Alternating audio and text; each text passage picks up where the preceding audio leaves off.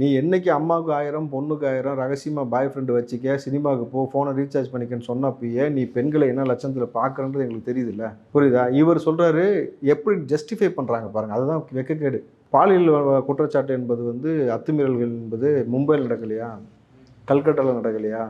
இந்த மாதிரி இந்த சட்டத்தை மீறுவர்கள் எல்லாம் இங்கே இருக்கத்தான் செய்வார். அத்துமீறல்கள் எல்லா பக்கம் நடக்க தானே சார் செய்யும். அதுக்கு நடவடிக்கை எடுத்தாங்களா இல்லையாங்கிறதானே விஷயமே. காவல்துறை என்பது திருடனை பிடிக்கிறதுக்கா, திருடன் கூட விளையாடுறதுக்கா? ரெண்டுமே தான் சார் அவங்களோட டியூட்டி. திருடன் கூட விளையாடுறதா? இல்லை, பிடிக்கிறதும் சரி, அதை தடுக்கிறதும் சரி.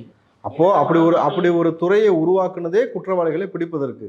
ஆட்சி என்று ஒரு நபர்களை கொண்டு உட்கார வைக்கிறதே ஒரு சரியான ஆட்சி முறை நடத்துவதற்கு தானே தவிர இப்படி மொக்க காரணம் சொல்கிறது கிடையாது. நான் என்ன கேட்குறேன், நீ மும்பை கல்கட்டாலாம் மேற்கோள் காட்டுறீங்கல்ல, மும்பை கல்கட்டாவில் பாலியல் தொழில் செய்வதற்கு சட்டப்பூர்வமாக அனுமதி இருக்குது.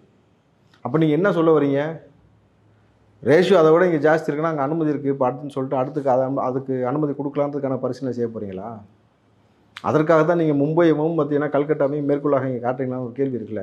உனக்கு ஆட்சி செய்ய முடியல, உனக்கு ஒழுங்காக துப்பு இல்லை, உனக்கு வயசாகி போச்சுனாக்கா பேசாமல் வெளியில் போயிருன்றேன். விட்டுட்டு உட்காந்து எங்களை சாவடிச்சுட்டு அதுக்கு ஒரு மொக்க காரணம் சொல்கிறது எப்படி ஏற்றுக்குரியதாக இருக்குன்றதான மக்களுடைய குரலாக இருக்கிறது. நான் கேட்கல, மக்கள் இதுதான பதிவுகள் எல்லாத்துலையும் போட்டுக்கிட்டு இருக்கான பொழுது பதில் சொல்ல வேண்டிய கடமை உங்களுக்கு இருக்குது. நிதர்சனமான உண்மைன்னு ஒன்று இருக்குது, ஆதாரம் கண்ணுக்கு முன்னாடி இருக்குது. ஆதாரம் கேட்குறீங்களா? பாதிக்கப்பட்ட பெண்ணு தான் ஆதாரம். இதுக்கு மேலே என்ன வேணும் உங்களுக்கு? முட்டாளா நீங்கள் எல்லோரும் நம்புறோம்னு சொல்லி ஒரு கேள்வி எழுப்புறாங்கல்ல.